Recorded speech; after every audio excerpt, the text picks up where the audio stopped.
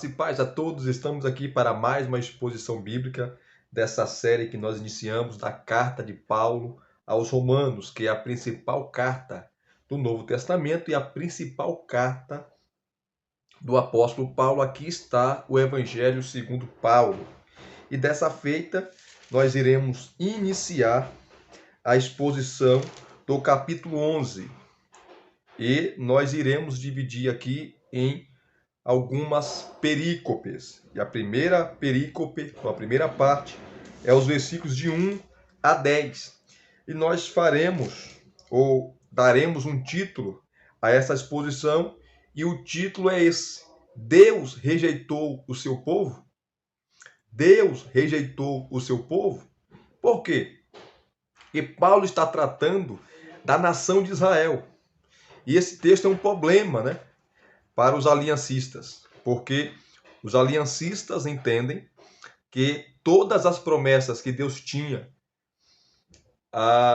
para Israel no Antigo Testamento, que foram feitas pelos profetas em relação à nação de Israel, se cumprem na igreja.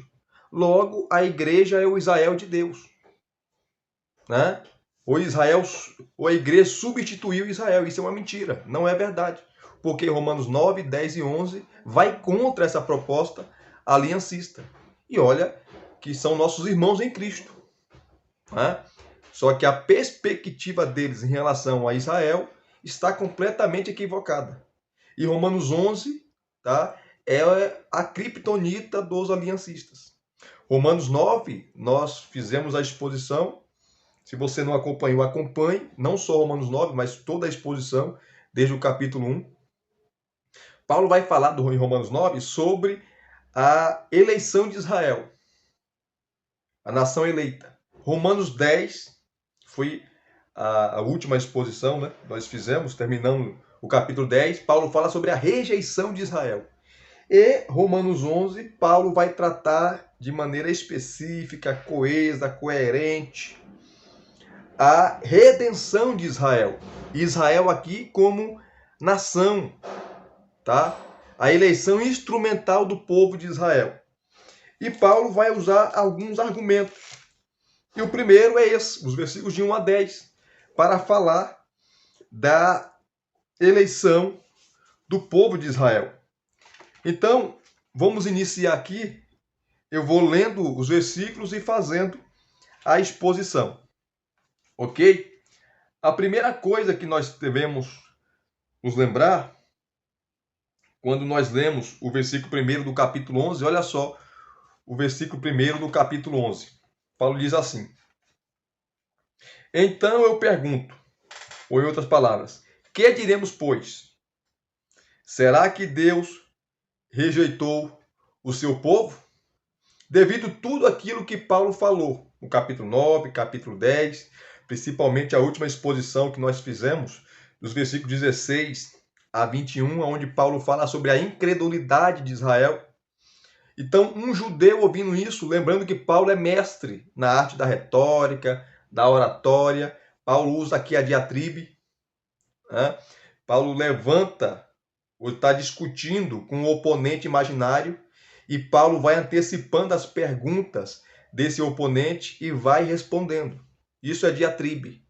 Os filósofos usavam isso o tempo todo, quando ia apresentar uma defesa de alguma coisa, ou ia defender o ponto de vista. Então, de tudo isso que Paulo falou, podia surgir uma pergunta num judeu. Falar, então, peraí, já que os judeus mataram o Messias, mataram o Cristo, já que os judeus, nossa nação, não aceitou ele como Messias, tá? Já que você citou várias passagens do Antigo Testamento que fala acerca da incredulidade de Israel, da nação de Israel, do meu povo, então surge a pergunta: Deus rejeitou o seu povo? E as promessas que Deus fez no Antigo Testamento? E as promessas que Deus fez a Abraão? E as promessas que Deus falou por intermédio de Jeremias, de Isaías? Como que fica, Paulo? Aí Paulo vai responder. Por isso que Paulo levanta essa pergunta: será que Deus rejeitou o seu povo? Paulo é enfático. Paulo é claro. Paulo, ele dá um sonoro não. De modo nenhum. De modo nenhum. E aqui, queridos, nós iremos aprender algumas coisas. Paulo vai apresentar 4 provas a respeito dessa declaração que Deus não rejeitou seu povo. Deus não rejeita seu povo. Tá? No versículo 1 aqui, o apóstolo ele faz uma pergunta bem direta. Deus rejeitou seu povo? Ele fala que não. Tá? E talvez aqui, quando Paulo fala, dizendo que Deus não rejeitou o seu povo, talvez ele esteja ecoando propositadamente a confiante declaração do salmista, que está no Salmo 94, 14. Salmo 94, 14. Tá? Que diz assim: pois o Senhor não há de rejeitar o seu povo, nem desamparar a sua herança. Salmo 94, 14. Então, possivelmente Paulo está com esse salmo em mente quando ele fala isso. E ele não se limita, queridos, apenas a fazer uma afirmação dogmática. Contudo, ele apresenta aqui 4 provas para respaldá-la. Ele vai apresentar 4 argumentos, 4 provas para dizer que Deus não rejeitou seu povo. A primeira está no versículo 1, parte B, que é a própria experiência dele pessoal. É a primeira prova. A primeira é pessoal. Quando Paulo fala assim: eu mesmo sou israelita, descendente de Abraão, da tribo de Benjamim. A parte B do versículo 1. Porque eu também sou israelita, da descendência de Abraão, da tribo de Benjamim. Então o primeiro argumento é isso. Não, Deus não rejeitou seu povo. Porque se Deus rejeitasse o seu povo, a nação de Israel, eu não poderia ser salvo, porque eu sou judeu. Esse é o argumento. Eu sou judeu, da tribo, sou descendente de Abraão, e eu sou israelita de nascimento, tá? Da descendência de Abraão, e sou da tribo de Benjamim. Inclusive, o próprio nome dele, o nome dele de batismo, Saulo, vem de Saul, o primeiro rei de Israel. O pai de Paulo, que Paulo é o nome dele romano, coloca Saulo, o seu nome para homenagear o primeiro rei de Israel, que foi Saul. Então esse é o primeiro argumento. Tá? O argumento é esse, é pessoal. Deus não rejeitou seu povo porque eu sou judeu e sou salvo, creio em Cristo Jesus. Esse é o primeiro argumento. O segundo argumento, queridos, aqui a segunda prova que ele apresenta é teológica. Tá? Está no versículo 2, parte A. Qual é o segundo argumento? Deus não rejeitou o seu povo, a quem de antemão conheceu. Deus não rejeitou o seu povo, porque de antemão conheceu. Por quê? Aqui é a eleição. Deus não rejeitou o seu povo, porque ele elegeu o seu povo. Qual foi a nação que Deus chamou para si? Qual foi a nação que Deus elegeu para si? Qual foi a nação que Deus elegeu para ser a luz para as nações? O povo de Israel. Logo, Deus não poderia se contradizer. Então, o segundo argumento aqui, a segunda prova que Paulo fala, a primeira é pessoal, Paulo fala dele, e a segunda agora é teológica. Tá? Então, Paulo está falando aqui o seguinte: Deus não pode invalidar sua palavra, porque o povo de Israel foi o povo de quem ele conheceu de antemão. E conhecer aqui não é só olhar para o futuro, não é só presciência, é ter íntima ligação, é ter um conhecimento respaldado, é garimpar, é perscrutar, é revirar do avesso, é conhecer profundamente, é conhecer intimamente. Essa é a segunda coisa.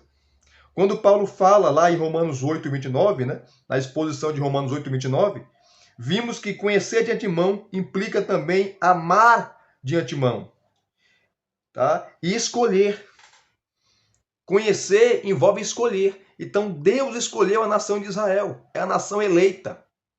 Ponto final. Esse é o segundo argumento. Versículo 2, parte A.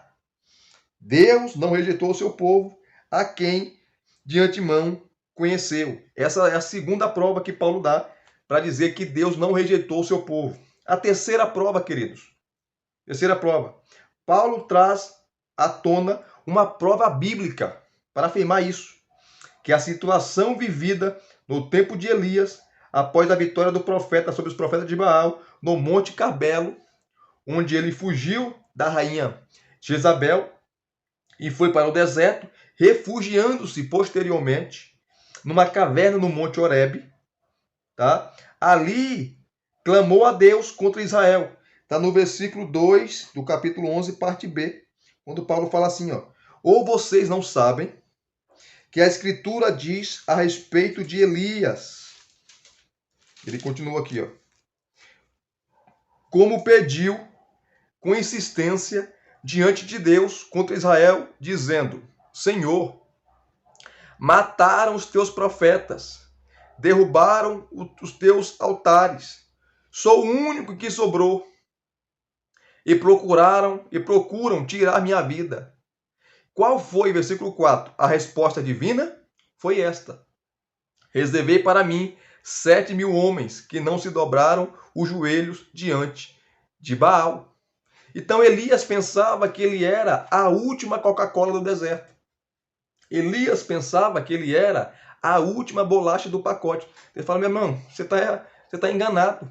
Você está aqui porque eu te escolhi, mas tem 7.000 lá, ó, escondidos, que não dobraram o joelho perante Baal. E essa é a terceira, tá? É a terceira prova que Paulo dá, o remanescente, que sempre teve o remanescente fiel. Na nação, a maioria era idólatra, a maioria se prostrava, a maioria ia se prostituir, mas sempre teve aqueles, tá? Sempre teve aqueles que nunca se prostraram aos deuses, que nunca cometeram pecado de prostituição, de idolatria. Esse é o remanescente. Paulo já tinha falado isso lá no capítulo 9, né, nos versículos 6 a 13, do Israel dentro de Israel. Tá? Era com esses que Deus tinha compromisso, porque nem todo que nasce em Israel, ou todo aquele que fala que é descendente de Abraão, é de fato descendente. Nem todo filho de Abraão é de fato israelita. Se você não viu a exposição que eu fiz lá no capítulo 9, versículos 6 a 13, sobre o Israel dentro de Israel, dá uma conferida. Dentro do Israel étnico, dentro do Israel nação, raça, etnia, tá? Existia ou existe o Israel espiritual. E é nesses que a promessa se cumpre. Então, o argumento aqui, o terceiro argumento, é o seguinte: por que Deus não rejeitou o seu povo? Que é a pergunta do versículo 1, do capítulo 11. Porque Deus sempre teve o remanescente. E esse remanescente, Paulo está falando dos seus dias. E Paulo, para provar isso, tá?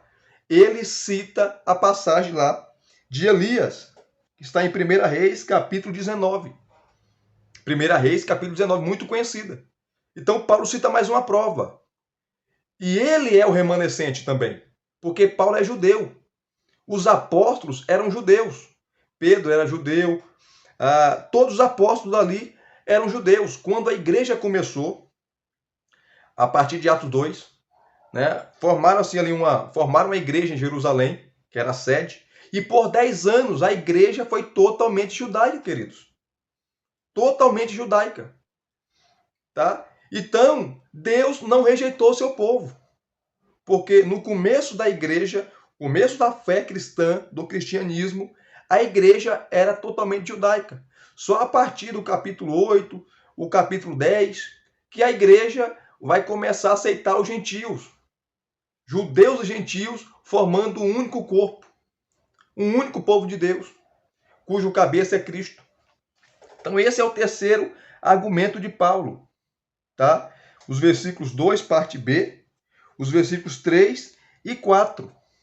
É o terceiro argumento do remanescente. Deus sempre teve o remanescente, tanto na época lá do Antigo Testamento, como nos dias de Paulo. Porque Paulo é judeu, né? E ele é chamado de o apóstolo dos gentios. Olha só que maravilha. Tá? A resposta de Deus para Elias foi que a matemática do profeta, estava completamente errada. Ele não era, de forma alguma, o único sobrevivente fiel. Pelo contrário, Deus disse: reservei para mim 7.000 homens que não dobraram joelhos a Baal. Portanto, queridos, a apostasia nacional de Israel não era total, porque tinha uns remanescentes, tinha uns fiéis. Embora a doutrina do remanescente só fosse desenvolvida na época de Isaías, o próprio remanescente fiel já existia durante o ministério profético de Elias, pelo menos um século antes. Que maravilha! Então, vamos recapitular. Paulo dá 4 provas que Deus não rejeitou seu povo. A primeira dele é pessoal, que está na parte B do versículo 1. Que Paulo é israelita, descendente de Abraão, da tribo de Benjamim. Eu sou judeu. Então Deus não rejeitou seu povo. Porque se Deus rejeitasse seu povo, eu não poderia ser salvo. O segundo argumento que ele apresenta é a eleição de Deus. Tá? Porque Deus elegeu o seu povo. Olha só, o versículo 2, a parte A do capítulo 11, mais uma vez aqui. Deus não rejeitou o seu povo, a quem de antemão conheceu. Qual é a nação eleita, a nação escolhida no Antigo Testamento? Israel. Então Deus não pode ir contra a sua eleição. É o segundo argumento.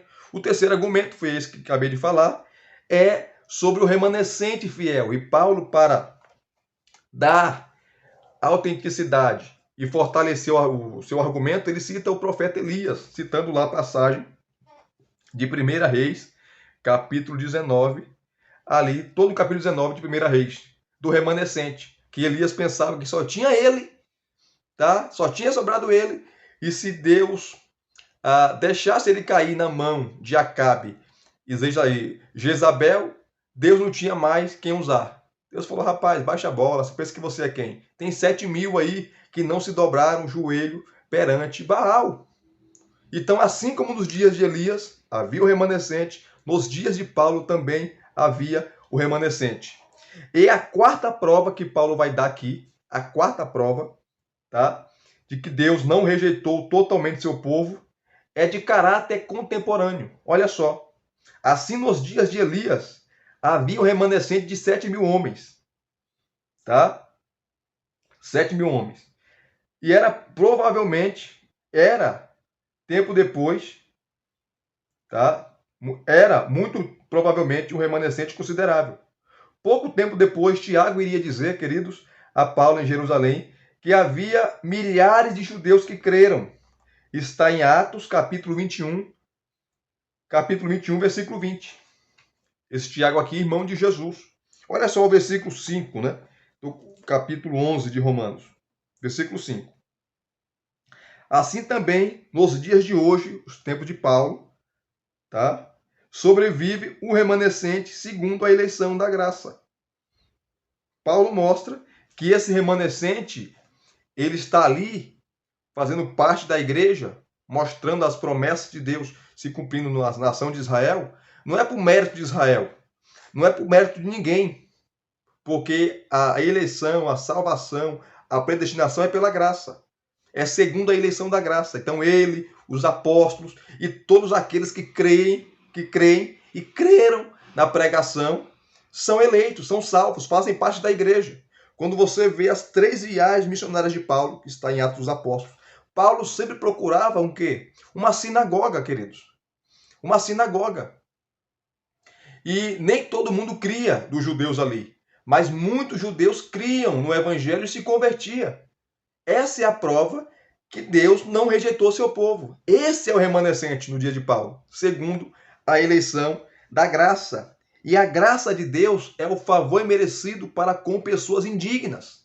É o favor imerecido para com pessoas que não merecem nada. Porque ninguém merece nada. Tudo é pela graça de Deus, tudo é pela misericórdia, pela bondade, pela longanimidade e benignidade de Deus. Ponto final. Então, esse é o quarto argumento que Paulo usa. Tá? É o caráter contemporâneo. É o remanescente nos dias dele. Olha o versículo 6.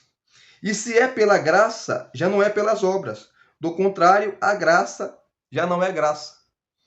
Esse remanescente está sendo salvo, judeu, nos dias de Paulo, inclusive ele mesmo, tá? É salvo pela graça, é eleito pela graça. E se é pela graça, já não é pelas obras. Essa é a mensagem de Paulo, a justificação pela fé. Do contrário, a graça já não é graça, tá? Porque se você é salvo pelas obras, Deus tem que te pagar. Deus tem que apertar a sua mão e dizer parabéns, você conseguiu se salvar, você conseguiu se auto-justificar-se. Isso é obra. E se é obra, não é graça.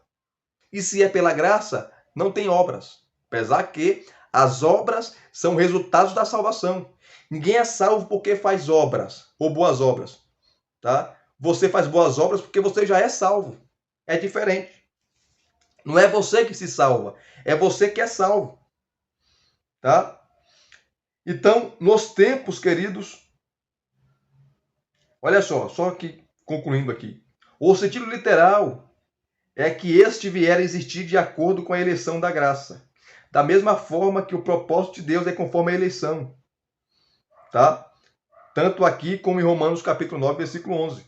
A palavra graça enfatiza que Deus faz existir esse remanescente. É pela graça. Assim como ele é que havia reservado para si a minoria fiel nos dias de Elias. Versículo 4. Graça, afinal de contas, é a bondade graciosa de Deus para com o indigno. Portanto, se a sua eleição é pela graça, já não é pelas obras. Tá? E se fosse, a graça não seria graça. O versículo 6 que eu acabei de citar. Nos tempos, queridos, de perplexidade e relativismo em que vivemos, é confortante ver como Paulo está decidido a conservar a pureza dos significados verbais. Seu objetivo é insistir que a graça exclui as obras, isto é, a iniciativa de Deus exclui a nossa, ou exclui a nossa. Se confundem opostos tais como fé e obras, então as palavras simplesmente se perdem a seu significado. Interessante isso, tá? Aí, quando chega no versículo 7, Paulo, aquela máxima dele, né? Que diremos então? Depois de tudo ele fala, depois dessas 4 provas que ele dá acerca que Deus não rejeitou o seu povo, ele faz a pergunta: que diremos então? O que Israel buscava não alcançou, mas a eleição conseguiu isso. Os demais foram endurecidos, como está escrito. Aí ele vai citar aqui algumas passagens do Antigo Testamento que a gente vai ver agora. Quando Paulo faz a pergunta, que diremos então? Ou seja, como Paulo aplica essa teologia do remanescente aos fatos de seus próprios dias e experiência. Ela força, queridos, para a parar de generalizar acerca de Israel e a fazer uma divisão. Como Paulo fala aqui, ó, pois aquilo que Israel tanto buscava, tá? Que é presumivelmente aqui a justiça, que está no capítulo 9, 31, a justiça própria, a salvação pela lei, eles não conseguiram. Pelo menos não como nação. Mas os eleitos, tá, obtiveram, os eleitos segundo a graça de Deus. A saber, aqueles que foram escolhidos pela graça, está no versículo 5. E, portanto, justificados pela fé. Os demais, a maioria incrédula de Israel, foram endurecidos, que está na parte final do versículo 7. Isso tem um propósito. Paulo está dizendo que não há muito, queridos, como duvidar de que, com isso, Paulo está dizendo que eles foram endurecidos por Deus, já que o versículo seguinte diz que Deus lhes deu um espírito de entorpecimento ou atordoamento. Não obstante, queridos, assim como o endurecimento de Faraó e daqueles que ele representava, está no capítulo 9, versículo 18, tá? O que se tem em mente é um processo judicial, ou melhor, uma retribuição. Está no versículo 9. Através do qual Deus entrega o povo à sua própria obstinação. O que significa na prática esse endurecimento? Paulo vai indicar, valendo-se de duas citações do Antigo Testamento, ambas referentes a olhos que não veem. Veja o versículo 8. Tá? Como está escrito, Deus lhes deu um espírito de profundo sono aos incrédulos, olhos para não ver e ouvidos para não ouvir até os dias de hoje. Paulo vai fazer aqui, faz uma junção de dois textos, tá? Dois textos. Isaías 29:10, tá? Isaías 29:10 e Deuteronômio 29:4. Paulo junta esses textos, tá? No primeiro texto, Moisés diz aos israelitas, tá? Ou melhor, Paulo pega Deuteronômio 29:2 em diante, 29:2 em diante, e junta com Isaías 29:10. No primeiro texto, queridos, Moisés diz aos israelitas que, embora eles tenham testemunhado as maravilhas de Deus, ele ainda não lhes deu coração para entender, nem olhos para ver, nem ouvidos para ouvir. Está no versículo 4 do capítulo 29 de Deuteronômio, tá? Que é a primeira parte aqui da citação de Paulo. Tá? Do texto de Isaías, Paulo cita apenas a primeira frase, dizendo que Deus lhes deu um espírito de atordoamento. É a primeira frase aqui, ó. Deus lhe deu um espírito de profundo sono.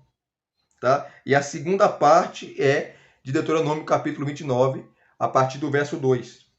Tá? Paulo junta esse texto, esses dois textos, para falar dos propósitos de Deus em relação à cegueira espiritual do povo, em relação ao coração duro do povo. Tá? Deus lhe deu um espírito de atordoamento, ou seja, uma completa perda de sensibilidade espiritual. Tá? Que, como o contexto deixa bem claro, antes de vir a constituir-se em juízo divino, já fora autoinduzido. E essa condição, segundo Paulo, continua a afligir até o dia de hoje. Tá? Então, a segunda citação, versículo 9, tá? É a citação do Salmo de Davi. E o Salmo é o Salmo 69. A segunda citação é extraída do Salmo 69. Tá? Salmo 79. Que retrata uma experiência, queridos, de perseguição vivida por um justo. Olha só o versículo 9. E Davi disse,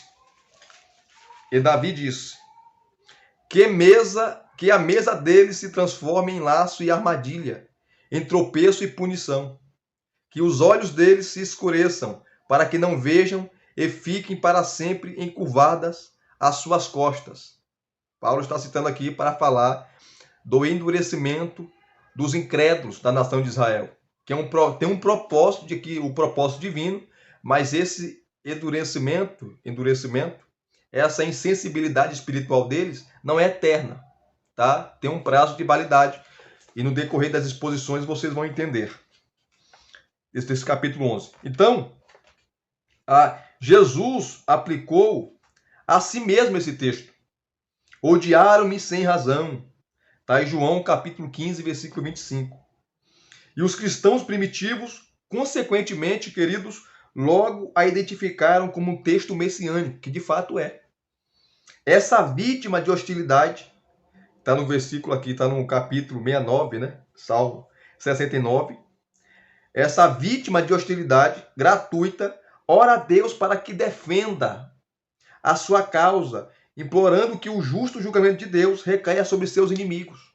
É o Salmo 69, é o contexto. Devido à natureza messiânica do Salmo, Paulo consegue reverter a sua aplicação. Tá? E como Paulo usa? Israel, ao invés de estar sendo perseguido, tornou-se, em sua rejeição a Cristo, o perseguidor. E é esta a oração do salmista. Tá? Nós acabamos aqui de ler. Essa é a oração do salmista. Tá? O imaginário não é fácil de interpretar, mas a mesa deles parece ser um símbolo da segurança, bem-estar e comunidade que se desfrutam em casa e que de alguma forma podem se transformar no oposto.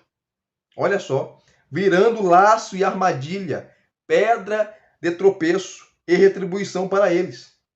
Tá? A referência às suas costas serem curvadas para sempre, que é o final aqui do versículo 10, tá? Também é obscura.